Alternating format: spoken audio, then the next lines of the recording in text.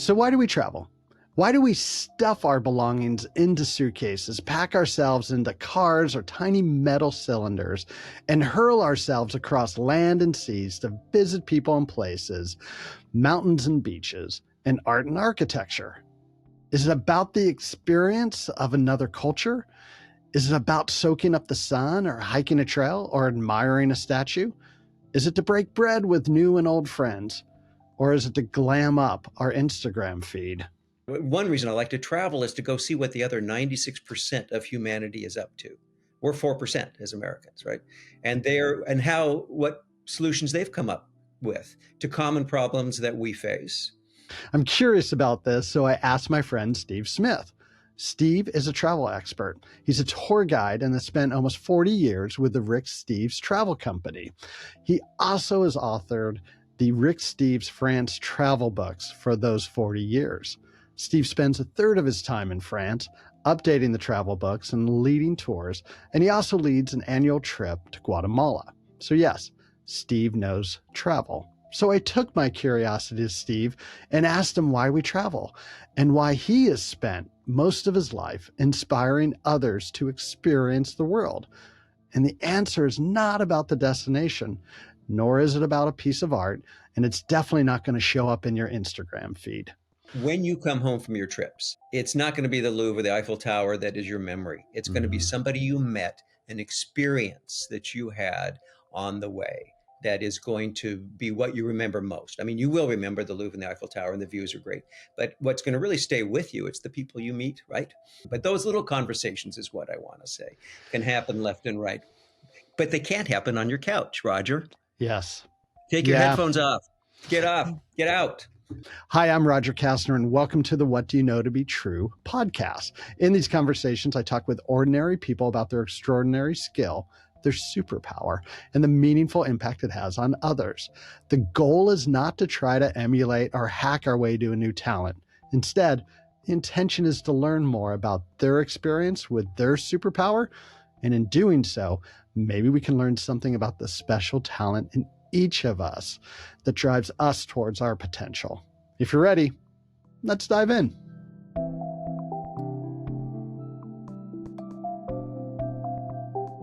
Hi, Steve. It's great to see you. Thank you for joining me today. It's good to be with you, Roger. I've been looking forward to this for quite a while. Oh, me too. I'm excited for this conversation because there's no one I'd rather talk to about the power of traveling with. As a tour guide with the Rick Steves Company and a co-author of many travel books, especially the France travel books for Rick Steves, for the last, I think you said 38 years? Yeah. And someone who spends 4 to 5 months out of the year on the road traveling and researching these books, you know travel and you know the benefit of travel. And this is the superhero power that we're going to be talking about today of getting off the couch and being inspired to go and experience things. What would you like us to know about Steve Smith? Ever since I was a child, I've sort of had a restlessness, I think. I grew up in Southern California, so the weather was conducive to always being outside, right? And outside I was all the time, exploring the orange groves that used to exist in Orange County and the avocado orchards and being fascinated by nature. Really, always. Nature has always been a huge driver for me, which is how I ended up in the Northwest. That was a choice, not by accident. And my travels were inspired by two parents who were both educators. My dad was a professor in college, and mom was a substitute teacher raising the kids, right? And so the value of education propelled by travel, because we, on Fulbright scholarships, lived in France and French-speaking countries when I was young. And so that certainly from 8 years on, that was my first experience overseas. My travel, what I want to talk about with you in part isn't just with Rick Steves into Europe. It's personal travel and experience in the Northwest to Utah, where my roots are, nature, and also to Guatemala, which is an entirely different kind of travel. But still, it involves going somewhere and participating in what you're looking at, the people you're meeting, and broadening my perspective. That's huge to me, is broadening my perspective. I just finished a few weeks in Hawaii with friends on two different islands, and even a vacation like that can be broadening, not just sitting in the sun. I'm a little bit restless to sit on the beach very long, but boy, did I learn a lot about Hawaiian culture.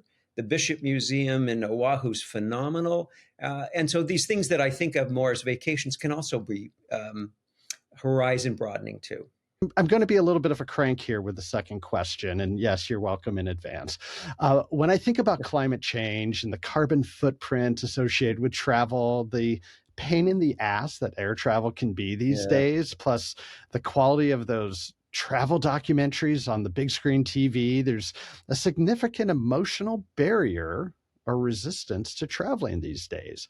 You know, when David Attenborough or Morgan Freeman and even like Eugene Levy can take me anywhere in glorious 8K HD from the comfort of my own couch.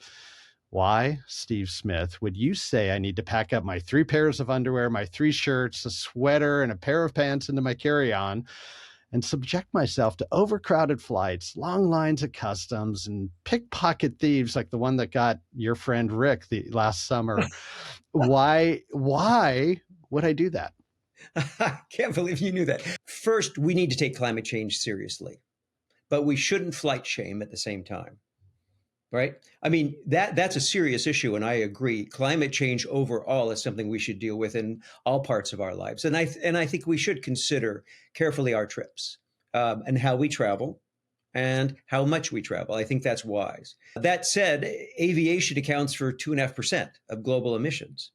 So putting it in perspective, that doesn't justify going anywhere anytime, but putting it in some perspective, I've often wondered, and I'm not a scientist, but I'll go, and if people all the time, I help people with trips, if they go to Paris for say 2 weeks, right? There's that flight involved, but how much would they have driven at home and contributed to pollution where they're not using public transit, et cetera? I have no idea. But there's simple ways of offsetting it. Carbon offsets are effective. And what we do at Rick Steves is recommend $30 every flight you take overseas offsets your flight. And carbon offsets, there are a variety of ways of doing it, whether it's planting trees or investing in other technologies. That should almost be required. And it's not a heroic thing we're doing. It's just normal. We should be doing that. And so first, I love those shows you're mentioning.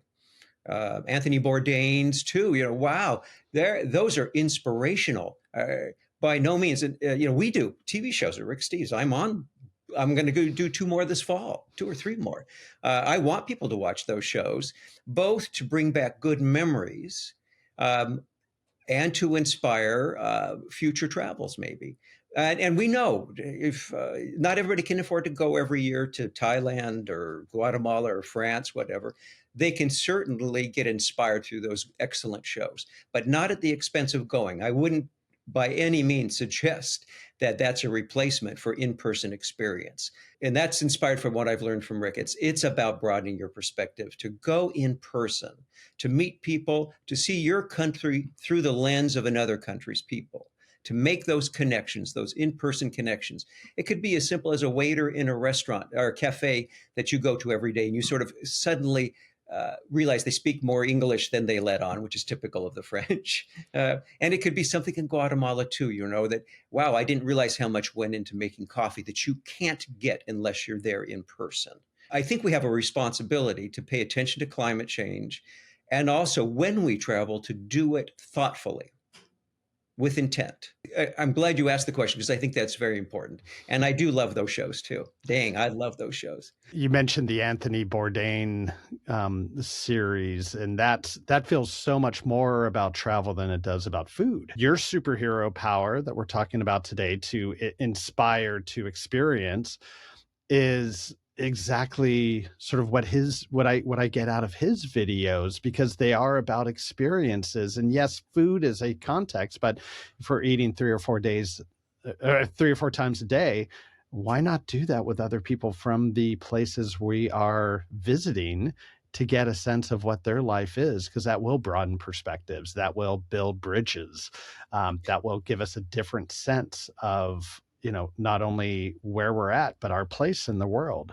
It's as simple as thinking of Bourdain and as doing a wine tasting somewhere. Obviously I have a lot of life in France. conversations come up that have nothing to do about wine when you're with a vintner. And if you're wine tasting, they speak English. You're not going to go into somewhere you don't understand a word they say. But those little conversations is what I want to say can happen left and right. But they can't happen on your couch, Roger. Yes. Take your Yeah. headphones off. Get up. Get out. Turn off the TV and get outside. And, as you were talking, I was thinking about one of the last wine tastings that I had. It's in Montepulciano in the Tuscany spot. Area. Yeah. And my wife and I go into a winery and we're, tasting wines. We're talking to the owner. And I noticed there's a wood carved sign behind him, and it has the numbers 1008, 2008. It took me a little while. I might have been, might have had a couple glasses of wine at this point, but it took me a little while and realized, oh, those are years. And so I asked the owner, like, has your family been here since 1008? And he goes, yes, I'm the 44th generation to live in this house. 44. Wow. Now I'm fifth generation Californian. I have a grandfather who grew up on an avocado farm in Orange County. Like, you and I have this connection. Yeah. And to me, it feels like, 5 generations is a long time.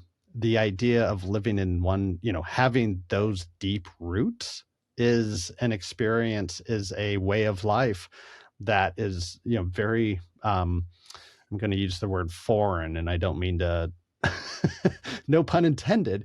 It's something a little otherworldly to me, to be able to consider that 44 generations of my family, of my lineage, have roots in this building, let alone this town or this, state, this country. That's a little mind-boggling. I love that. And it reminds me that these wine tastings, or whatever you're doing, having a coffee, go with curiosity, right? Curiosity is a brilliant thing. Ask people questions. People love to talk about their winery, their whatever that you're getting a ride in their taxi, what with your Uber driver, but having some curiosity and to ask questions about them and their and if and that often leads to such kind of conversations where, wow, I had no idea.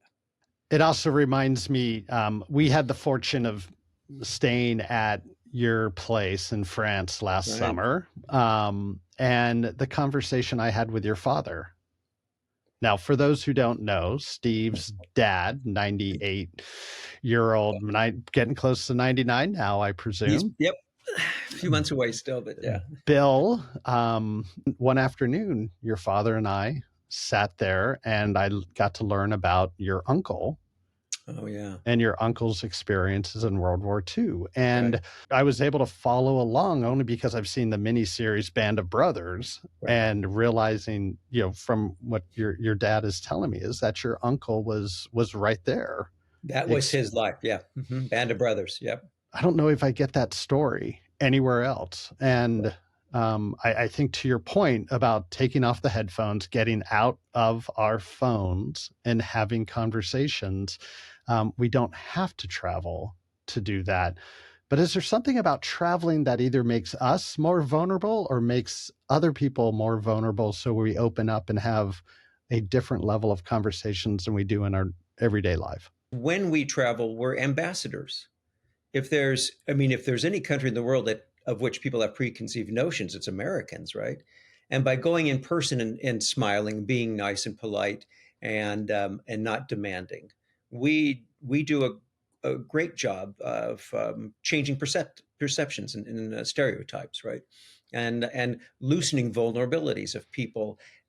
I've heard this many times, by the way, from my French, we'll call them colleagues, business owners, that because of our books and the number of Americans they've met traveling, they're inspired to come visit us now. We're not such a scary place. In fact, the French love coming to the United States because of how nice Americans are.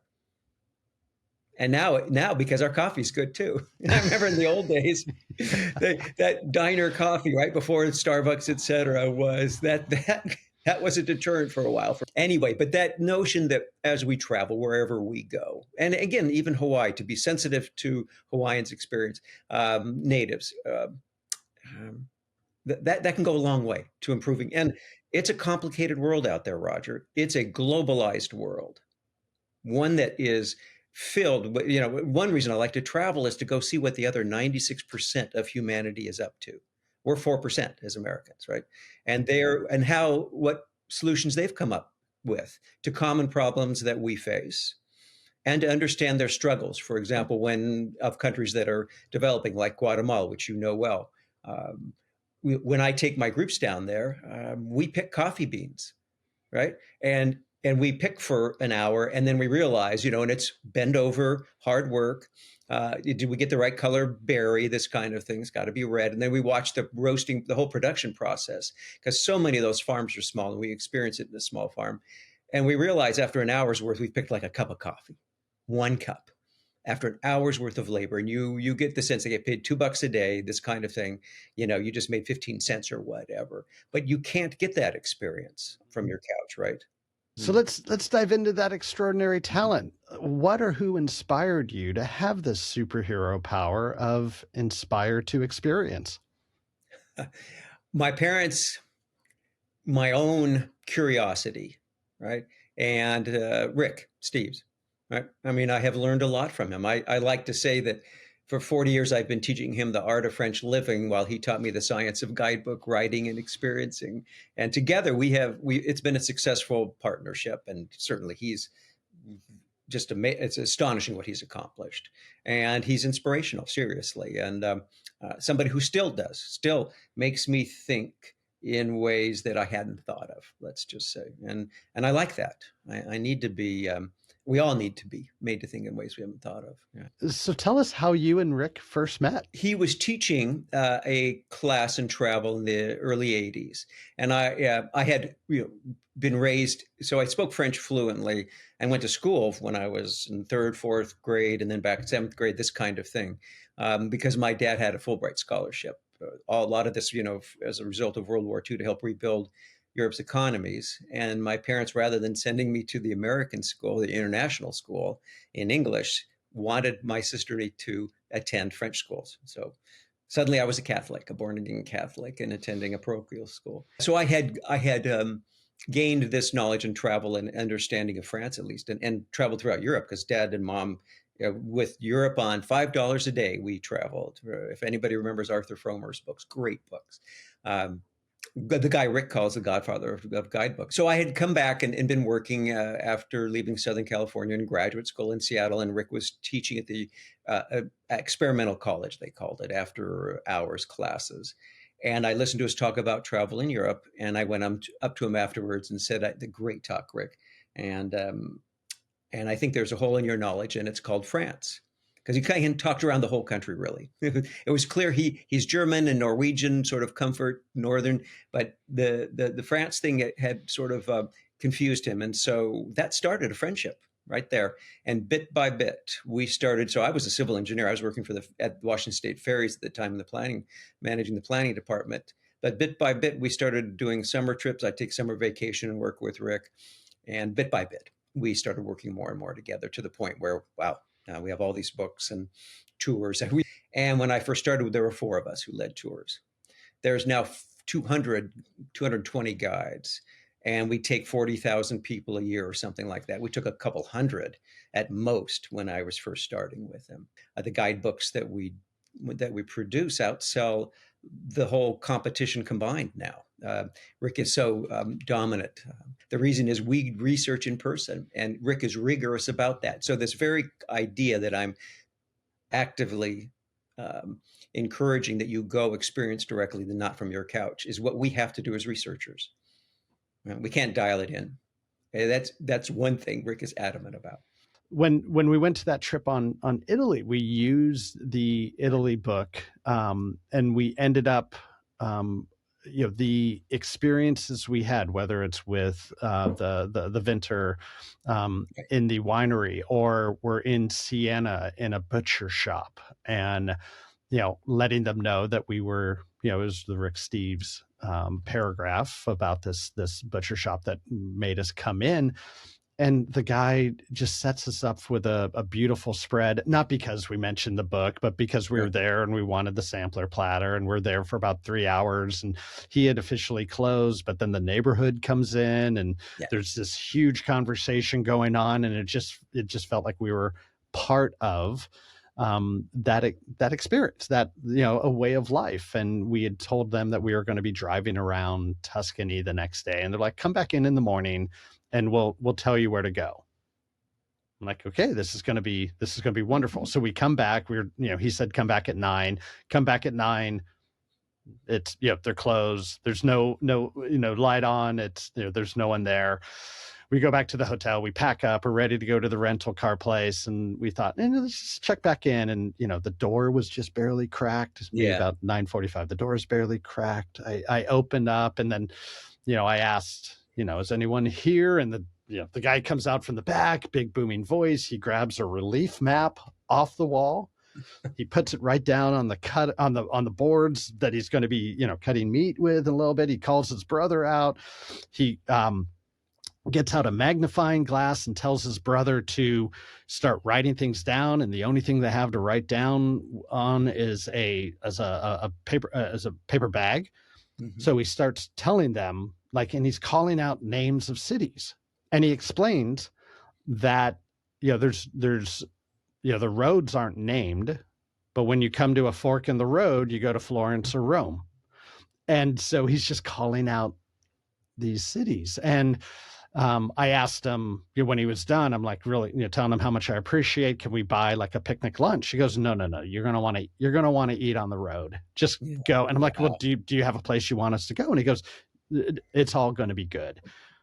And sure enough, we went driving through the hills of Tuscany that afternoon, had one of the best meals of my life on the road at a little restaurant. That was also a cooking school. And so we got invited to sit with the whole class and eat the meal that they just prepared. And then we drive and we go to Montepulciano and have that experience with the vintner who'd been in that house for 44 generations, and just this amazing experience that you don't get when you watch those travel shows. You don't get it yourself, for sure. And it was all because of being willing to ask questions and interact and really, create, be part of that co-creation experience. It was beautiful. I love that story. Yeah. Italians are so much fun. I mean, it is funny how those stereotypes, there's a certain amount of truth to them. Mm-hmm. The Germans, this French, the Italians, and that you're speaking to. We used to do a trivia question on our tours, and one of the questions was, how do you say yes sir, right away sir in Italian? And the answer is, that phrase doesn't exist. Because they're having fun with you, because you open that door the first time. No, but if you're patient, if you slow down and you're patient and you don't go, I mean, this is the big mistake I made. The other thing I can tee off what you just said is to slow. When I do cultural talks, it's about slowing down in France, certainly in France. It works in Switzerland and Germany, but in Italy, southern Spain and France, going at an American speed and expecting things to happen at your pace, boom, boom, boom. That's a recipe for mistakes and disaster. And which I made those mistakes renovating that house that you were visiting. We tried to do it on an American schedule, thinking that, and even in the States, the work doesn't get done on time. So what was I thinking? And now we're doing the renovation. You need to come back and taking our time, and that's kind of a sort of metaphor for also travel too. Take your time with people. They really appreciate it when you slow down, right? And adjust your itinerary the way you did. What a great move. And when we were in Italy, the thing that I noticed was that there were no paper cups when you went to a coffee place. They gave you a porcelain cup, and you were going to sit there and you were going to drink. It's like, wait, no. I'm used to walking the streets with my paper cup or my, my travel mug. Like, I have to sit here for 30 seconds and drink my espresso. Like, no, you have to sit here for 5 minutes and drink your espresso. Yeah, exactly. Hang at the counter. It was only until recently cars didn't have cup holders either. And that's, yeah, now there are some because you bring a can of Coke or whatever, but you won't see Europeans walking around. I mean, yes, Starbucks exists now, but the whole point, particularly in Italy, but in France too, of having coffee is to visit, to be present in the cafe, not to do it on your own. Hmm. And in part, I like if. Oh, you're making me think of so many things, Roger. The French, and I don't think it's dissimilar with Italians, work 35-hour work week generally, and they're even talking about reducing it from that. And they get 5 weeks of paid vacation a year. 5 weeks paid vacation. Anybody. It's not up to Boeing or to Starbucks or whatever. That's government mandated. And then every Catholic holiday that's ever been invented. And if the holiday falls on a Thursday, why would you go back to work on Friday? And so they are masters at slowing down and experiencing and savoring that cup of coffee. And they don't understand, really, they don't, it doesn't compute that idea of being in a hurry and getting something to go and running with it. Right? It doesn't mean it's wrong either. I like my coffee to go and cruising down the road and getting things done. I'm a multitasker too. But when you're traveling, understand that the habits and customs you bring with you aren't always understood where you're traveling. Hmm. The way we assess the commodity of time, Americans spend time, the French pass time. Mm. Think of that expression, and because that's how you say it in French, on passer le temps. And I think that says a lot about how how we look at our watches. Anyway, another reason, a way to go to broaden your perspective, and before you go, prepare yourself as best as possible too. If you're going to spend that carbon footprint and your money traveling, invest your time before your money and learn a little bit as much as you can so you land ready to go and getting the most out of your trip, whatever that is you want. As you were saying that, I was thinking, if there is a cost to travel, there is. I mean, monetary. There is an Oh, yeah, environmental huge. impact, whatnot. But if there is a cost, what can you do to make the world a better place? And yeah, there's the carbon offset, but if we're building bridges, if we're creating experiences, if we're changing mindsets of others as they experience us and we experience them, so our mindset's changing, can we offset the cost through experiences to make the world a better place? Yes. Thank you for joining us, and I'm glad you're enjoying the episode so far. Each What Do You Know to Be True episode is an opportunity to learn from and get inspired by our guests, who are everyday people with extraordinary talent, making meaningful impact in their communities. To continue to be a part of these conversations and explore new ways to be inspired by our guests, go ahead and click that subscribe button so you won't miss any episodes. It's great to have you be a part of this community, and I'm glad you are here. Let's get back to the episode. So when you're thinking about inspiring to experience, when you're creating a talk, when you're working on the book, when you're going to be talking to someone who might ask you, hey, I'm going to France, do you have suggestions on where to go?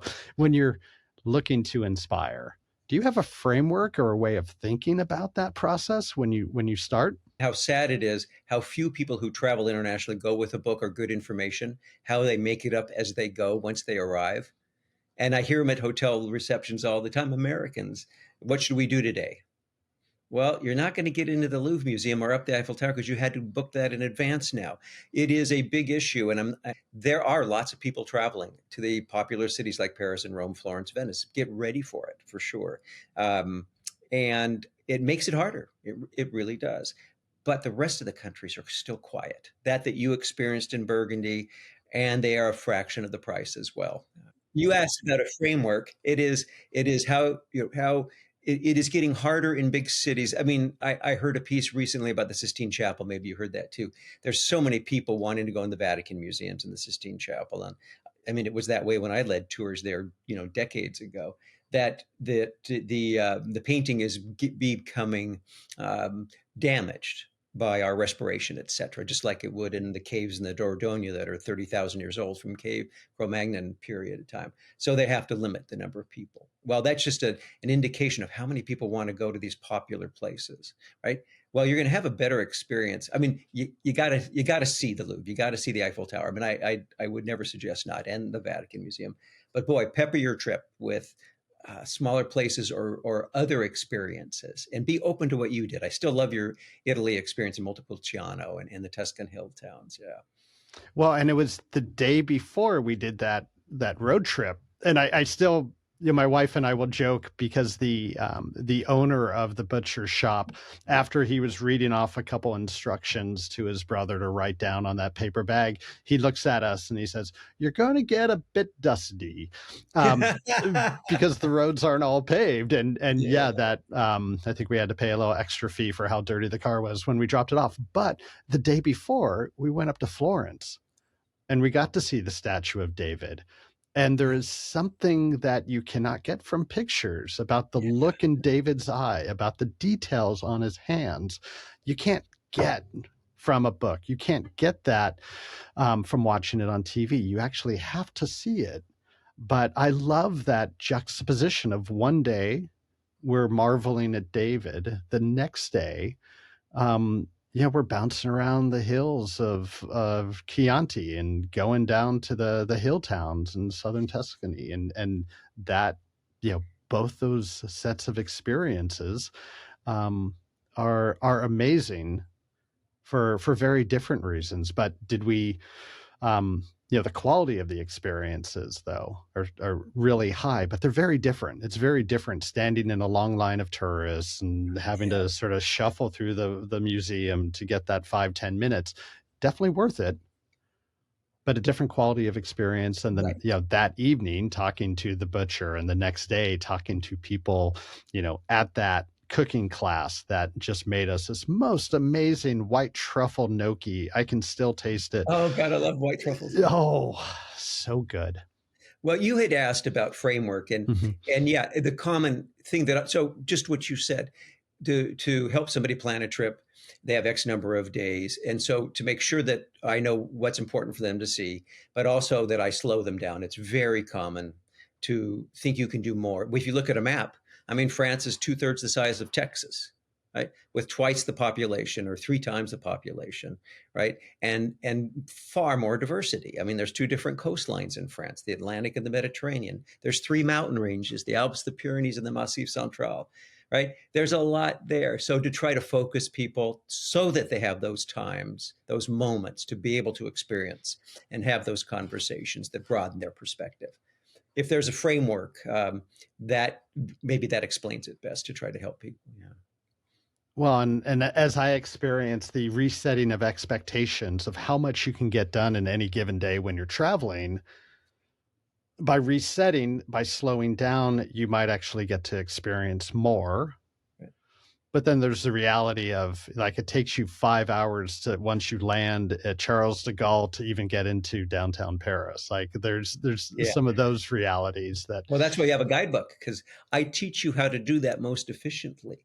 And by the way, you're speaking my language. I mean, when you come home from your trips, it's not going to be the Louvre or the Eiffel Tower that is your memory. It's going to be somebody you met, an experience that you had on the way that is going to be what you remember most. I mean, you will remember the Louvre and the Eiffel Tower, and the views are great. But what's going to really stay with you, it's the people you meet, right? Think Mhm. of your daily life. Yeah, it's logical. What does it feel like when your superhero power of inspiring to experience has had a positive impact on others? I'm not trying to be humble. My dad likes to say that modesty is an overrated quality anyway. I don't think about that much, but I do when I'm in Guatemala, maybe. That's the Mm. most powerful immediate reaction, is because of the trip I do there. As you know, we visit projects, and usually run by Americans, that are helping the people in one of the poorest countries of the world. And then the feedback I get afterwards, and the reaction of people who had no clue, right? Because how could you possibly, from your couch or your TV, understand the school in the dump, right? The largest dump in all of Latin America is in Guatemala City. And American funded schools, elementary, middle, and now a high school being built to help so that the 1,400 people who make a living scavenging from that huge dump, which looks like a Grand Canyon down below. That experience of visiting the school and seeing it right there in the favela, the lean-to, the slums that are all around it, is something that you need to go to experience, and that makes me feel good. That and I get lots of feedback from the books in France, of course. I mean, our books. I, Hundreds of thousands of copies, right? Every year, I don't know, 100,000, whatever. That's a lot of feedback possible, and most of it's good, and some of it's constructive, of course. And I learn a lot through reader feedback, but that's a good feeling. It's an affirmation that I'm on the right track, Roger. Mm-hmm. And if I'm on the wrong track, because we do make these books so personal, and we recommend local guides and hoteliers and mention their first names because we're on a I mean, a lot of my job, by the way, when I'm researching, is really almost an ambassador for Rick Steves because the hotels want to see me. And if I skip a hotel, right, and maybe they were gone or I don't know, and I know they're good, I don't have to worry. I talk to these people all the time. They are upset because they want to see me or they want to see Rick, of course, in his book, because that is that personal connection that we make that then they extend to our readers. That's a rewarding part of it because I hear from them. That's where I was going with that, Roger, of how nice. And by the way, this is not me just saying this to a person in France. They would far rather have American clients than French clients. They love us. And we're curious. We are as a people. We smile. We're curious. We are appreciative of anything they do for us. Just think of your experience in Italy again. He could have done that for a French person. I have no idea the reaction they might have given him, for his, what do you want to give us an itinerary? Give me a break. I know what I want to do. But we Americans are, and we're far from home too. So we need the help, right? I mean, it's sort of set up to succeed for us. I get it all the time. You made me think about that, Roger. The feedback from the hoteliers, the local guides, the restaurants that I send a lot of people to, and how happy our clients are and how polite they are and how appreciative. And that makes me feel very good. How is your superhero power of inspire to experience connected with your purpose? I guess living by example, inspiring people to go if there's a purpose. And I mean, my friends, I drive crazy because we'll be on a trip and I'm already talking about the next trip. When they remind me, and they're right, wait, be back in the moment, Steve. You're here right now. Be present right where we are. But I get so excited about, okay, because next time we could do this if we missed that or something like that. But inspiring people to go and leading by example, I guess. So what do you know to be true about inspiring to experience? That genuine curiosity and open-mindedness is absolutely essential. Going with preconceived notions is hard to avoid, but being open to thinking in a different way, whether it's everything from, the social issues of how healthcare is provided, gun control, retirement, days of vacation that other countries get, all these social issues. And also to understand, by the way, how how things might be different in the country we live in, but also how lucky we are to live where we are. Because when I come back from traveling, boy, believe me, there are aspects of living in the United States, many, that I am so glad I have.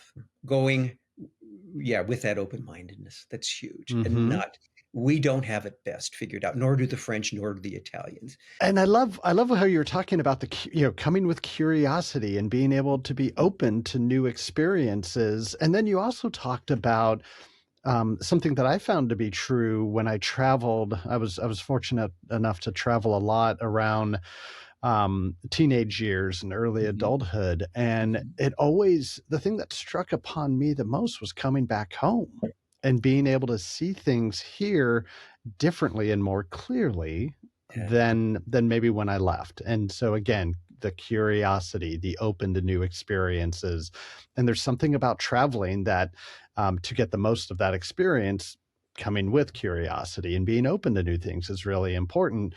But then I think there's a little bit of bringing that back home And in many of these conversations that I have in these podcasts, people will talk about the value of curiosity as being something that goes hand in hand with their superhero power, makes them more, more available to better experiences and better living when they're not I'll tee thinking off about that. the, yeah, go. You made me think too, a value of traveling somewhere else, particularly to another country in this case. But I'm into it for anywhere you go, go out for the sunset. I mean, I live in a beautiful part of the world as you do, and the light changes all the time. I can remember one French person telling me it's all about the light. It's the light on those hills, etc., and appreciating the light, whatever it is. But but when you travel internationally, coming back and appreciating, you gain an appreciation for things that you may have taken for granted, that you probably did take for granted at home, and how good things are and how good we have it as Americans. That's a huge benefit of going, experiencing, Hmm. coming back, just as you said. And also, I can rail against Instagram and people who travel just with what's the hip place to go now, rather than discovering it on your own. And what a change in my life, in your life too, of how people discover places and how trendy places, restaurants. I see it all the time. There's a lineup because somebody's written it up on it, whatever it is, whatever media platform it is, and people who only want to do those things. So don't just look online for what's the coolest restaurant. Wander around and discover it. It's so wonderful to find your own place. I don't know that place in Italy that you were mentioning before. You had one of the best meals of your life, but I get this from readers all the time. We discovered, yeah, that's such a great feeling. And it's funny because I can talk out of both sides of my mouth because I write guidebooks and recommend restaurants, right? And I want people to use those recommendations, but mostly to understand how much, if because if you want Italian or if you want a certain kind of experience, here's a lot of choices, not just one that everybody wants to go to for this, that, or the other thing. This is, a curated, I guess, opinion of a bunch of different places, but also we always recommend people find your own place. But if you want, great foie gras or whatever, here are the places I like, Mm. and consider these rather than you have to go there. So, what did you believe early on about inspiring to experience that you've come to learn to not be true? It's not uniform that the reception that I get is always terrific, and with lovely open-minded people. That has been something I've had to learn and accept, and not rebel against. I'm a rebel. Because I used to talk to them, and I'd be in a tourist office, and the person in the tourist office was um, not really very nice, really. I thought, and I would scold them. Well, in a sense, I'd say, here's what I do for a living, right? This is my job, and I think you could learn from a little bit of a better attitude and a nicer disposition. You can imagine how that went over. But I learned that from Rick too. We're straight with people. If we get a criticism about a hotel or restaurant, we let them know. Hmm. We don't pretend that things are all perfect if they're not. And I love the idea of just go and combine that with a sense of curiosity and the sense of looking for an experience, of getting out of maybe the normal mindset you would take when traveling, and sitting and having a cup of coffee in the cafe rather than putting it in the paper cup, starting a conversation with someone, maybe lingering a little longer on a park bench, and Well talking to said. someone who comes by. Maybe that's going to give you a much different experience than if you're just sitting on the tour bus, looking at the world go by through the window. That's not that much different than watching it on TV. Right. Good. Well said. I like how you said that, Roger. Hmm. Yeah. Yeah. So, Steve, are you ready for the lightning round? What are you springing on me now, Roger? No, this is good Let's stuff. go. So, fill in the blank. Inspired to experience is. What I live for. Who in your life inspires experiences for you? People I meet when I travel now. People I meet, locals, whether it's in Guatemala, in Utah, or in France. I love that virtuous cycle there. Yeah, yeah, Yeah. I Yeah. mean, initially it was my parents and Rick, of course. I learned a lot from them, but now who inspires me more are the people I meet when I'm traveling. Is there a practice or routine that helps you grow, nurture, or renew your ability to inspire to experience? Well, slowing down, being thoughtful about what I'm about to do wherever I am. Um, and I'm guilty of this restlessness, and I have to watch it in myself. I really have to be careful because I can suddenly. I mean, this is how I hurt myself sometimes too: is jumping across the street and going for the next thing, and wait, stop, slow down, right? I put the brakes on a little bit. That's my need, right? So meditation, just being Mm. quiet, stretch a lot in the mornings, just to not run right off and do something. And I also write, I guess you could call it journaling. When not in France, I'm too busy with the book updates. But back at the house where you saw me, when the updates are done, and then particularly when I'm in nature, writing thoughts down. That's my journaling. It's not so much what did I do today. It's what am I thinking today. That has been helpful to me too, very Mm. helpful to slowing me down and even around the house here. Uh, I'll pick up my journal because if I, I don't, I'm on a good thought process here and I want to explore it more. And exploring through writing has always been how I've dealt with some tragedies in my life, losing dear friends, and processing that.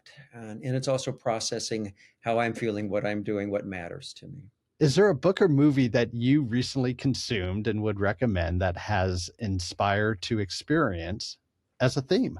I'm reading now, almost done with it. I think it's called Blue Latitudes by Tony Horowitz because Mm. I was in Hawaii and it's about Captain Cook and somebody I knew nothing, well, something about. I know about the Cook Islands, etc. But wow, and out of my normal range of interest, right? That's a great book and it's a great exploration incredibly detailed of what this incredible person did in the 1700s in terms of exploring the world and the courage, etc. That's read that's inspiring that alone. What is one thing that gets in your way of inspiring to experience? Impatience. I'm terribly impatient. Do you want Terribly. to do you want to think about that answer? That I came know. out kind of quickly. What's the opposite of a superhero quality? Oh God, yeah, yeah. And I mentioned restlessness before, which might be kind of a euphemism for impatience, a nicer way of saying it. But yeah, my impatience to go, and my need. I mean, I've had to fight this to slow down and take Mm. time on that park bench you mentioned earlier. Right?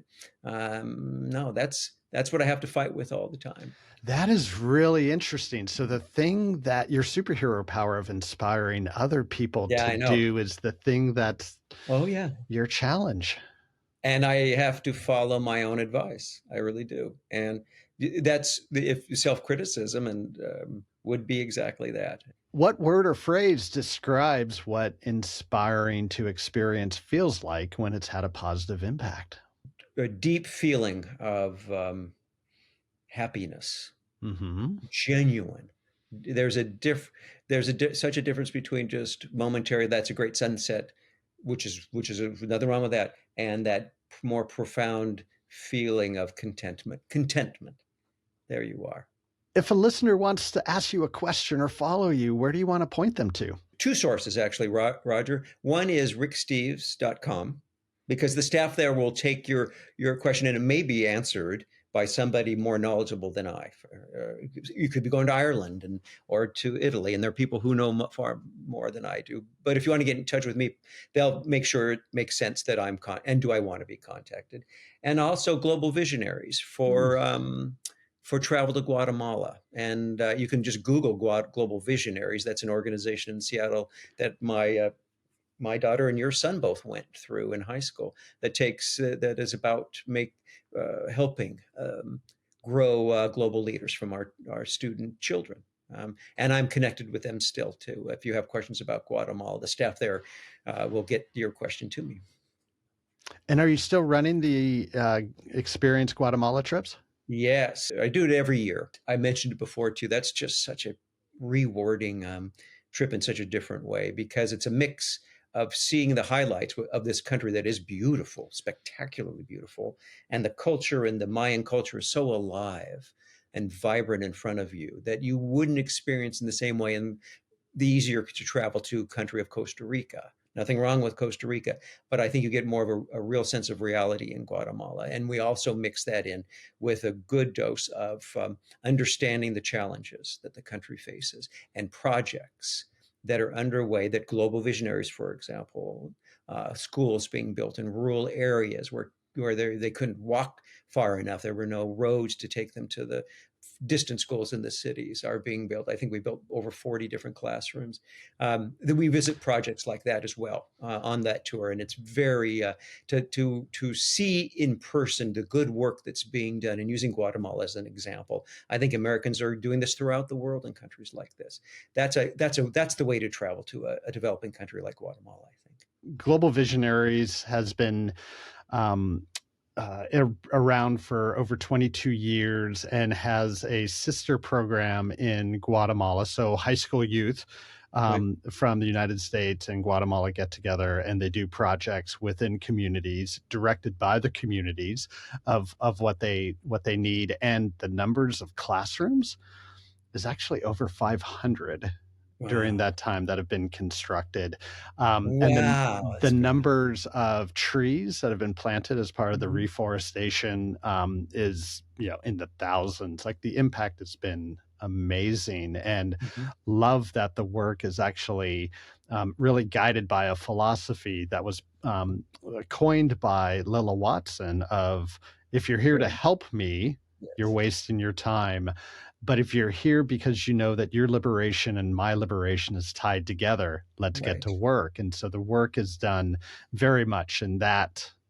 It's not the white saviorism of us coming down and saying, "Hey, let's help you," but let's work together to improve, whether it's access to education or whether it's the reforestation. So yeah, global visionaries, can't say enough about them. One of the things I'm grateful about Global Visionaries is it brought you and I together. So really, really Yes, it's great. appreciate that. And love how you've been organizing these trips as part Yeah. of Experience Guatemala to so people can go down and get a little bit of that Global Visionaries experience. But you also do Right. a little tour guiding Oh, yeah. around the country so people It's get to about see more. learning and experiencing. In fact, we call it Experience Guatemala. That's yeah, it's about learning and experiencing too, and also having fun. I Hmm. mean, and there's great cuisine down there. Yeah, Oh, and that's one there's of the things, the students that come back every year, after they come back, we do a little storytelling night where they talk about the thing that, one of their most impactful experiences there. And about 30 to 50% of the stories have to do with the homestay family they stayed with and the yeah, food, the quality of the food. It's yeah. always wonderful to hear those stories. And, when you're sharing a meal with someone, those conversations By the and way, the yeah, and I would highly recommend that if somebody that who watching this podcast or listening to it, I should say, considers Rick Steves did a program called Hunger and Hope or Hope and Hunger, however, that featured Guatemala and Ethiopia. And these projects that are, an encouraging look at both countries, of some of the poorest countries in the world, and the good work that's being done. To improve the lives of these people. What is it? 60% of the world lives on $2 a day or less, Mhm.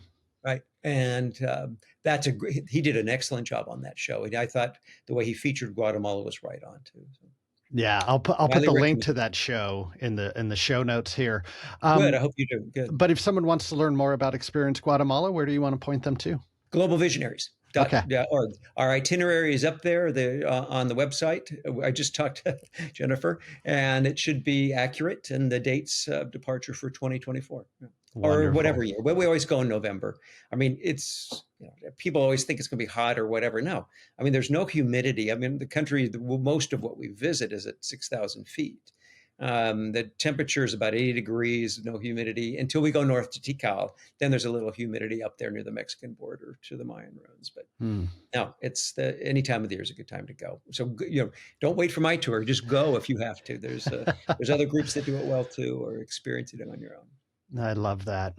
Well, Steve, I really appreciate you taking the time and sharing with us your superhero power of inspire to experience. And I love how you've been really, sharing the different ways that you help inspire others, and that you also, when you're doing it, you're inspiring yourself. And now you've inspired me. I got to think about what my next trip is, and where do I get to remember to not only bring my curiosity and my openness to experience things wherever I go, but that I could also be doing that while I'm here and enjoying the sunsets that Right. we get here in Western Washington that are fantastic.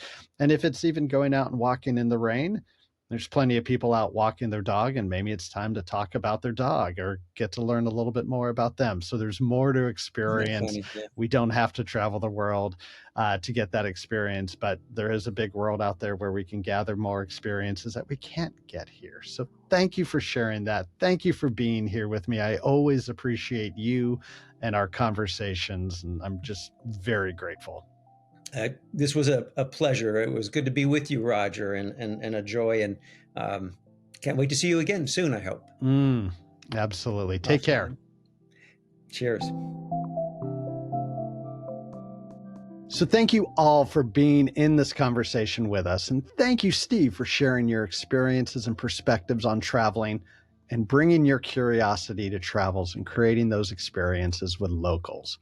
I've heard before that the benefit of travel is not about the destination, but it's all about the friends we make along the way. And after talking with Steve, I'm more convinced it's also about the relationship we cultivate within ourselves. The question I'm asking myself now after this conversation is, where can I bring more of that curiosity and wonder I experience when I travel into my everyday reality to help me experience more about my world and ultimately reveal more about myself? What Do You Know to Be True is a Three Blue Pens production, and I'm your host, Roger Kastner. We're recording on the ancestral lands of the Duwamish and Suquamish people. To discover the ancestral lands of the indigenous people whose land you may be on, go to native-lands.ca. Okay, be well, my friends. You're all about the experiences, and today is a lowbrow experience for you. Low rent, lowbrow. I appreciate you being here. So this isn't the most intelligent question following the last one, but it's the one on the list, so I'm going to ask it anyway. Well, not every person you meet is interesting as the last. Talking about not following the rules, I'm doing a very bad job of hosting the lightning round. Kind of derailed you. No, I think we're both driving that train right off the rails. What were you going to say? Oh, no, I was laughing at what you just said. I was thinking about the lightning round. Was there anything else on that? Yeah, no, there's like a whole list of questions, but let's throw it out the window.